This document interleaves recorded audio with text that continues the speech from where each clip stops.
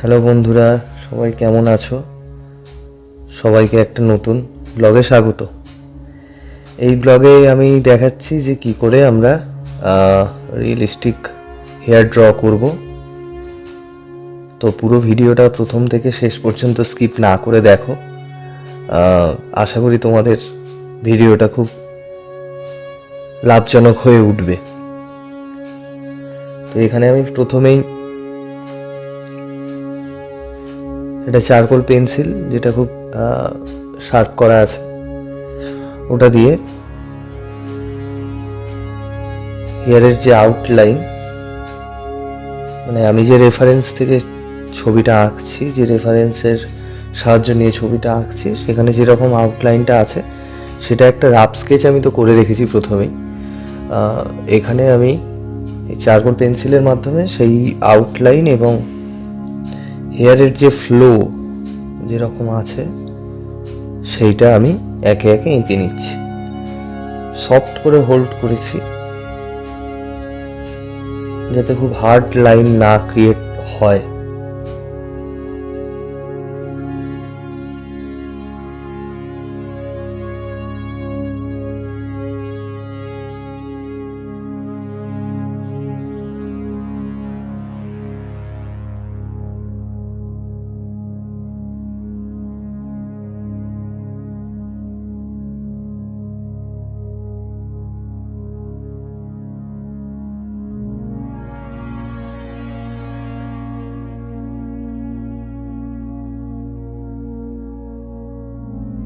তো এখানে আমি মোটামুটি একটা রাফ লাইট অ্যান্ড শেডের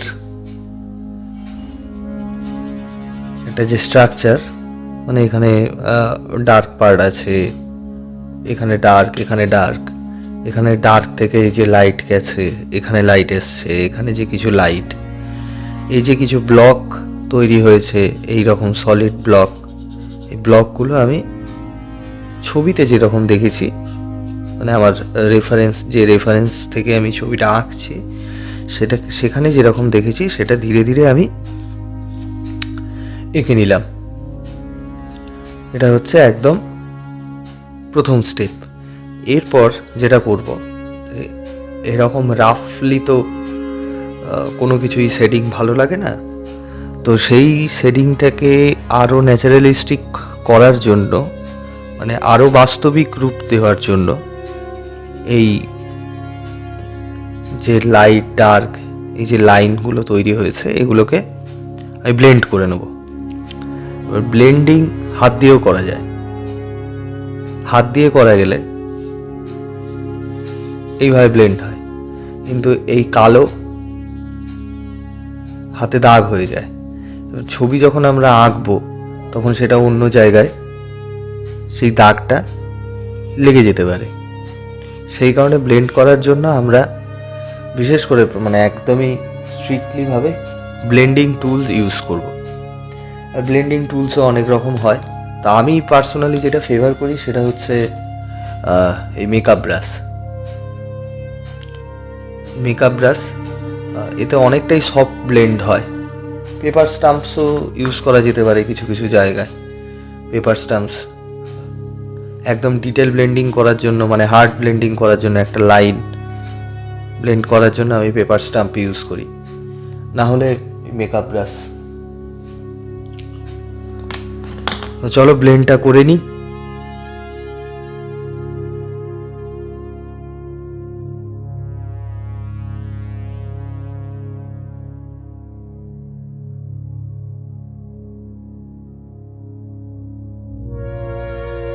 এখানে ফার্স্ট লেয়ারটা কমপ্লিট। এরপর আমরা যেটা করব সেটা হচ্ছে সেকেন্ড লেয়ারে যাব, মানে সেখানে আরেকটু আমরা ডার্কনেসটাকে ধরবো। মানে এখানে এই যে ডার্ক পার্টগুলো আছে, এইগুলো আরেকটু ডার্কার করব, যাতে ভলিউমটা আরও ভালো তৈরি হয়।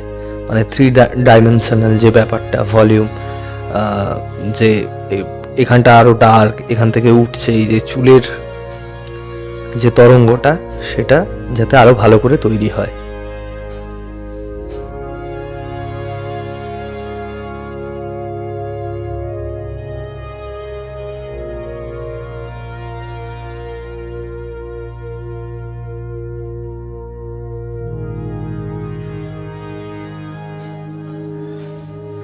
তো সেকেন্ড লেয়ার ডান। এরপর আমরা আবার একইভাবে এইগুলো, এই যে ডার্ক যে লাইনগুলো, এইগুলো ওই ফার্স্ট লেয়ারের সাথে ব্লেন্ড করে নেব। ন্যাচারালিস্টিক লুকটা আরও এনহ্যান্স করবে তখন।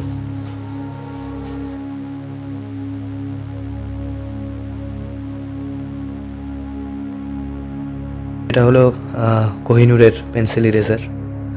এটা দিয়ে আমরা লাইট যে হাইলাইটগুলো আছে চুলের, সেইগুলো আমরা ধীরে ধীরে অ্যাড করব। খুবই জেন্টলি এবং খুবই হালকা করে অ্যাড করতে হবে, কারণ এখানে এটা অ্যাড করার পর তারপর দেখতে থাকো, আরও অনেক স্টেপ আছে। তো ধীরে ধীরে আমরা যেখানে হাইলাইট আছে ভালো করে রেফারেন্সটাকে আমরা দেখে ভালো করে অনেকক্ষণ ধরে, সত্যি কথা বলতে কি পর্যবেক্ষণ করে আমরা হাইলাইট অ্যাড করব। তো দেখো কি করে হাইলাইট অ্যাড করছি। হাইলাইটটাও এরকম স্ট্রোকের মতো করে এক একটা স্ট্রোক, এইভাবে হাইলাইট আমরা অ্যাড করব।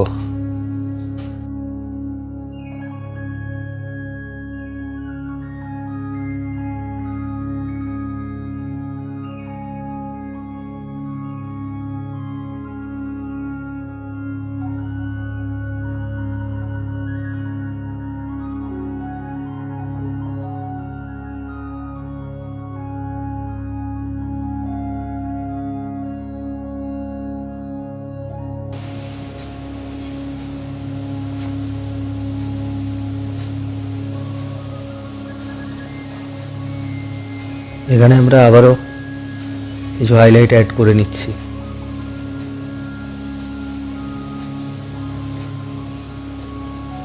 তাতে আগে যে হাইলাইটগুলো অ্যাড করেছিলাম সেগুলো ব্যাকগ্রাউন্ডের সাথে অনেকটা স্মাচড হয়ে গেছে।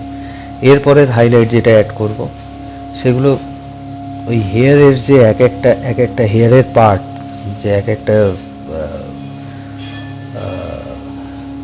হেয়ারের পার্ট আর কি, আশা করি বুঝতেই পারছো কি বলতে চাইছি, মানে এক একটা চুল আর কি এইরকম। তো ওইগুলোকে মানে আমরা তো ধরতে পারবো না, কোনো দিনই ওইভাবে আঁকা সম্ভব না, গুনে গুনে একটা করে চুলকে আঁকা কোনো দিনই সম্ভব না, একটা অতিমানবিক ব্যাপার ওটা। তো আমরা কি করতে পারি, আমরা ওর ক্যারেক্টারটাকে ধরতে পারি। ক্যারেক্টার ধরতে গেলে যেটা লাগে সেটা হচ্ছে মিডল টোন, এরকম মিডল টোন, লাইট টোন আর ডার্ক টোন।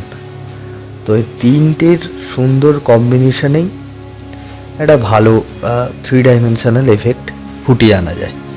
তো সেটাই আমরা বারবার লাইট ধরবো, আবার সেটাকে স্মাচ করব যদি দরকার পড়ে। স্মাচ করার অর্থ ব্লেন্ড করা আর কি।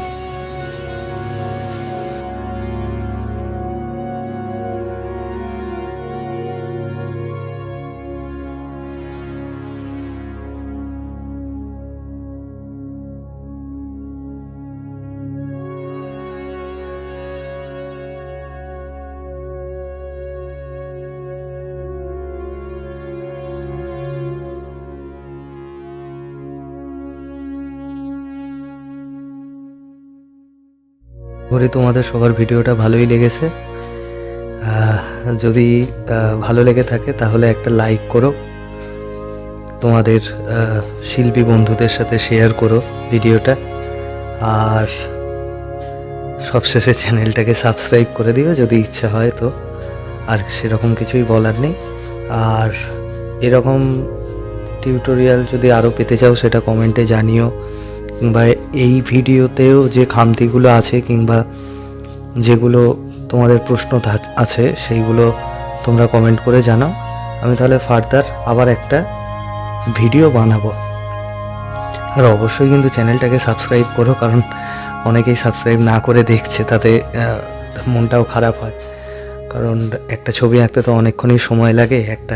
তোমরা সাবস্ক্রাইব করলে আর কি সেই শ্রমটা একটা আনন্দে পরিণত হয় যে আমি খেটে ভিডিওটা বানাচ্ছি, তোমাদের ভালো লাগছে, তোমরা সাবস্ক্রাইব করছো কিংবা লাইক করছো, কমেন্ট করছো। তো সাপোর্ট করতে থাকো এইভাবেই, আর এইটুকুই। তো আমাদের ড্রয়িংটা প্রায় কমপ্লিট।